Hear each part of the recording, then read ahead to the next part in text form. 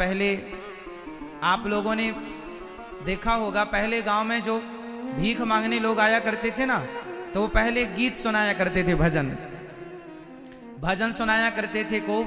फिर मैया अंदर से चावल आटा दाल जो उसकी श्रद्धा थी लाया करती थी। ऐसा आपने देखा कि नहीं? पहले जो भीख मांगने वाले हुआ करते थे ना, वो भजन गाया करते थे। ये बात कितने लोगों को पता है? अब वो दौर खत्म हो गया। लेकिन आपने कभी सोचा है कि भजन सुनाकर क्यों भीख मांगी जाती थी उस जमाने में?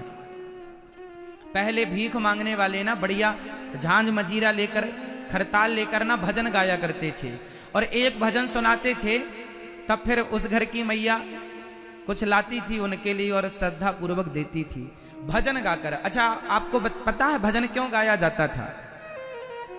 कोई भीख आजकल के भिखारी तो एडवांस हो गए, कुछ भजन वजन नहीं गाते, वीआईपी हो गए। पहले के जो भिखारी थे ना, वो भजन सुनाया करते थे। बताओ क्यों सुनाया करते थे?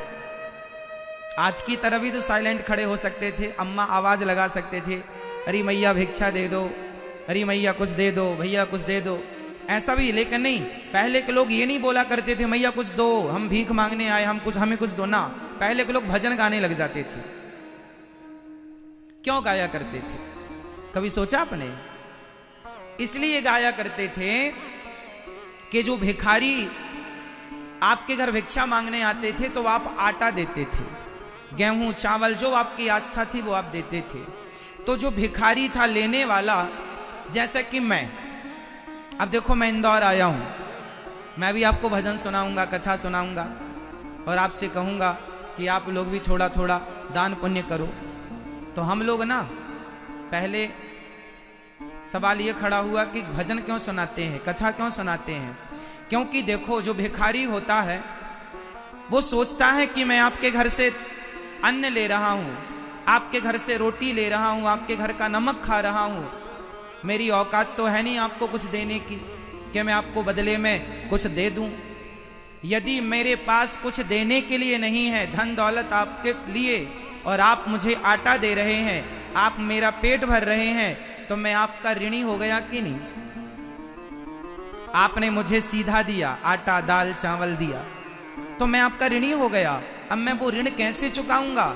मैं पैसे तो दे नहीं सकता, आपकी सेवा कर नहीं सकता, ऋण, मैं सदा ऋणी मरूंगा, तो फिर ऋण चुकाने आना पड़ेगा। इसलिए पहले के लोग एक भजन सुनाया करते थे कि मैया आपने मुझे कुछ दिया तो मेरे पास कुछ नहीं है भजन के सिवा, तो मेरा भजन तुम ले लो और जो तुम्हारे पास है थोड़ा सा मुझे दे दो।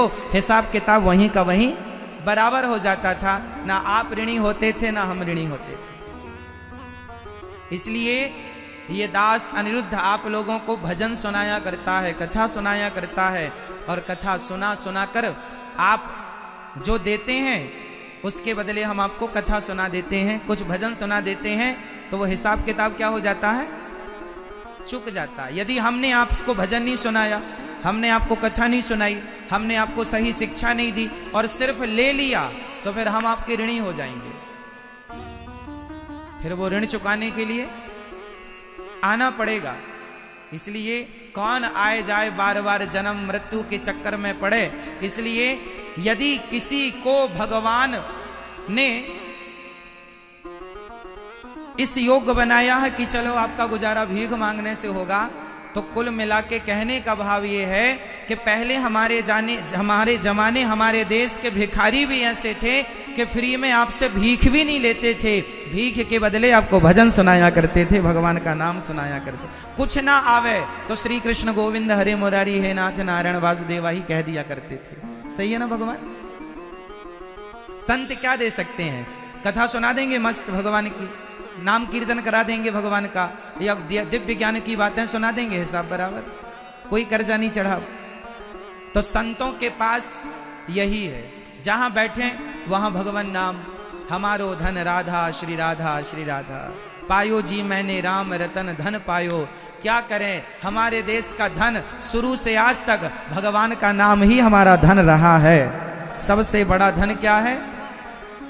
भगवान का नाम।